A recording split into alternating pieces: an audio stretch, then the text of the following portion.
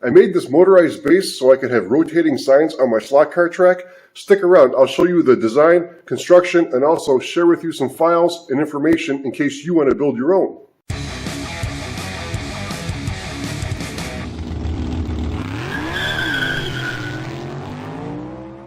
About a year ago, I printed this sign for my Carrera slot car track. It's been in the static base since then, but the idea was always to have it rotate.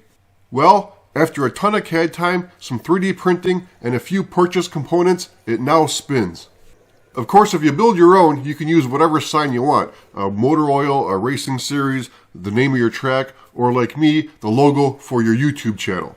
Thus, this video shows how to build the rotating base and not so much what's on top. When dealing with anything motorized that you want to turn slowly, the key is gear reduction, and so the heart of this system is this motor gearbox combo. I found these on Amazon and very inexpensive, about $11 for a 2-pack. Just about everything else is 3D printed, including this base. I designed this with this brick pattern on the side, printed it in red, and then the gray slab top. That way it looks like a power substation or a maintenance shed, or something that would look at home alongside a racetrack. And on the inside, I designed this cradle or pocket, and that is to mount the motor and gearbox combo. And that's offset because, to account for the offset of the output shaft on that gearbox. And then also a mounting location for the power connector. This is a 5.5 by 2.5. You can also get these in a 5.5 by 2.1 millimeter also. And for the power end, just using one of these, I got these lying around everywhere because I never throw them away. That's from like an old charger for a dustbuster or a computer modem that I threw away, something like that. But you can buy these separately also. What I'm doing now is wiring the motor to the power jack before I assemble these into the base. However, I am wiring in line with this a 1000 ohm resistor. And the reason for the resistor is to slow the speed down. When shopping for this gearbox, the closest thing I could find to what I was looking for was this one, which spins at 10 RPM, and thinking it's probably faster than I want, but we'll try it out and see how it goes. So I made a quick mock-up of this, wired directly to 12 volts just to see, and yeah, that 10 RPM is faster than I wanted, and so the addition of the resistor slowed the RPM down to about 4, which is pretty much perfect. I ended up finding the same gearbox with the identical dimensions, but only turns 3 RPM, after I built this unit, of course. So there's the option available to have this turn even slower without needing to add the resistor. I'll put links for both the 10 and 3 RPM variants in the description.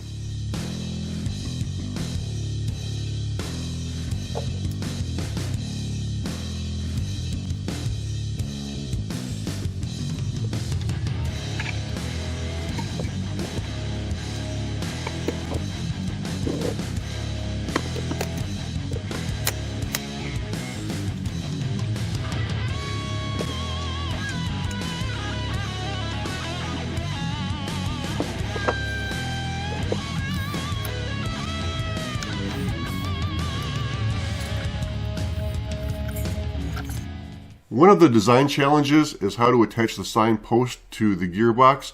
Now, because the output shaft on this gearbox is so short, I can't just design this post to have a hole in the bottom where I can just slip it over the output shaft. That shaft is too short. It's not going to offer any support at all. It's going to be all loose and wobbly and shitty. So I started playing around with the idea of having a hole in the lid and then a bore in the base where the sign post would ride. But then in order to drive it, I would need to add a gear set, and I really wanted to keep it simpler than that. So I came up with a better idea, or I don't know if it's better or not, but it's simpler anyway. And that was to create this insert, and that snaps on over the output shaft. Now that output shaft is keyed, or it's got flats on it, and the insert has matching flats on it so that it doesn't slip. So now this surface provides support all the way around on the bottom, and that's why this part of the base is shaped that way. And of course then the sign post plugs into the top of the insert. And the cover has this matching cutout that captures the disc, so after it's on, the insert should be quite stable and minimize wobble caused by the sign being about a foot tall. Final assembly here. 4 screws to secure the lid, put the signpost in, then we'll take it over to the track and get it powered up. Okay, we're trackside now, and I have this all wired up, and actually I'm going to put this down here. That's where I want it. Now, I have this wired to the track, so when we turn the track on, it powers up the sign. Then of course when the track power is turned off, the sign stops also. Now this is convenient for a couple of reasons. Firstly, you don't have a separate component to turn on and off, and also it simplifies the wiring as you can just wire it into the closest piece of track. You don't have to have a long wire that runs across the table, and also nothing extra to plug in. Now this track is digital, therefore the rails are powered all the time when the track is on, even if you're not driving a car. Don't try this if you have an analog track. The fact that the rails are only powered when throttle is applied is just one of the issues you'd have trying to hook up an accessory directly to an analog track. In that case, you'd want to wire it directly to the power supply for your track or a separate 12-volt power source like this one. Now if you're thinking you don't want to power this using the track as it'll put a drain on the system and maybe make the cars go slower, keep this in mind.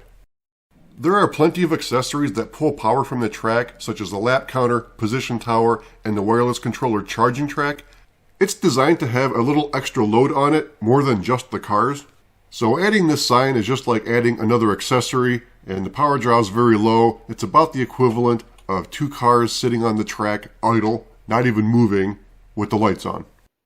I'm going to get to the specifics on how to wire this up to the track in just a second, but before that, if you could give us a like on the video, that would be great. It helps out the channel. Also, if you do 3D printing or you have access to a 3D printer and you want to build one of these, I'm going to make the print files available. Check the description of the video for details on that. Also included in there will be links for the other components like the gearbox and the power connectors.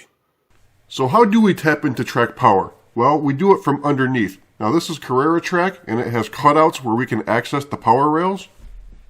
Other brands of tracks such as Scalextric will also have access to the power rails from underneath. However, the connection methods will probably differ slightly from what's shown here. The quick and dirty method is just to strip 1 or 2 inches of insulation off the wire, fold it into a loop, and then that way it keeps tension or contact on the rails after we shove it down into the opening like this. It'll work, but it's not the greatest connection. Another way to go are using these.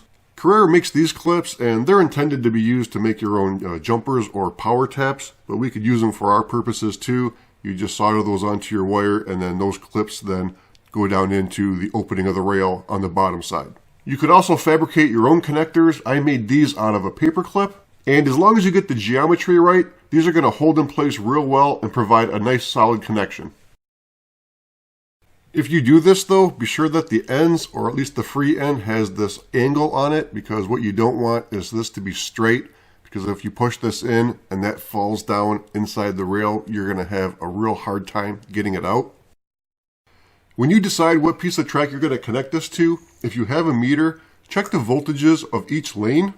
Chances are they're not the same, and if the difference is more than 0.05 or 0.05 volts, then make your connections to the lane with the highest voltage.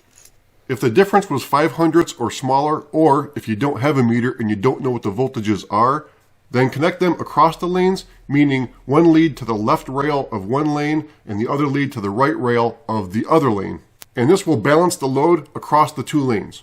And if the sign isn't turning in the direction you want, simply reverse the leads to reverse the rotation. In this video, there were 2 examples of the sign, and what I mean is the actual sign up on top of the pole, and both of those were 3D printed. Now, it's not always practical to 3D print anything, especially if it's complex design or has a lot of colors in it, and therefore I do have the option to just print a sign blank in whatever shape I want, and then when I have a graphic or a logo or whatever that I want to put on there, I just print that on some photo paper, little glue stick, and then I have my whatever sign it is that I want to put up on top of my motorized base. We really hope you enjoyed the video. Subscribe if not already, and thanks for watching.